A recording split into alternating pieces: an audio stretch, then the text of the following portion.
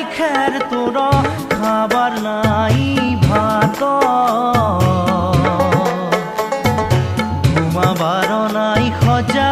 বস্ত্র নাই গাত